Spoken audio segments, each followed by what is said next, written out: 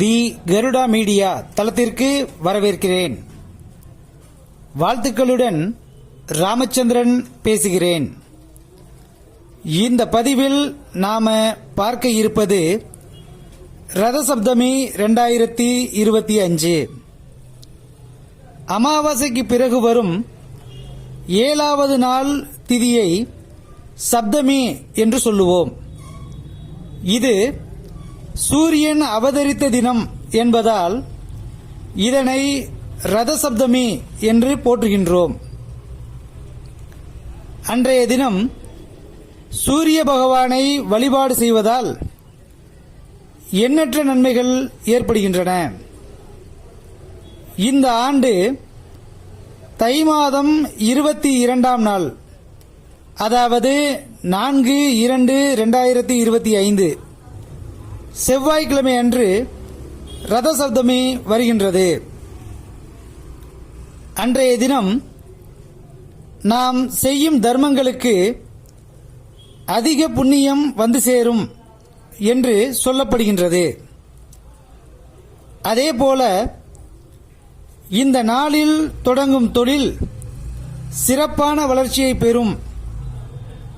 தியானம், யோகாவை தொடங்க ரதசப்தமி சிறந்த தினமாக பார்க்கப்படுகின்றது. ரதசப்தமி அன்று சூரிய பகவானுக்கு சிவப்பு நிற ஆடை அணிவித்து சிவப்பு நிற மலர்களை கொண்டு அர்ச்சனை செய்து நெய் விளக்கேற்றி வழிபாடு செய்தால் சூரிய பகவானால் ஏற்படும் தோஷங்கள் யாவும் விலகும். சூரியனுக்கு உகந்த தானியம் கோதுமை. எனவே ரதசப்தமி அன்று சூரியனுக்கான நெய்வேத்தியத்தில் கோதுமையால் செய்யப்பட்ட உணவு இருப்பது பெரும் நற்பலனை தரும். ரதசப்தமி அன்று அதிகாலையில் எழுந்து நீராடிவிட்டு சூரிய பகவானை வணங்க வேண்டும். பின்னர் சூரிய பகவானுக்குரிய துதிகளை சொல்ல வேண்டும். சூரியனுக்கு உகந்த சர்க்கரை பொங்கலை நெய்வேத்தியம் செய்து வணங்கி பிறருக்கு வழங்கி நாமும் உண்ணலாம். இவ்வாறு சூரிய பகவானை வணங்குவதால் உடல் ஆரோக்கியம் மேம்படும்.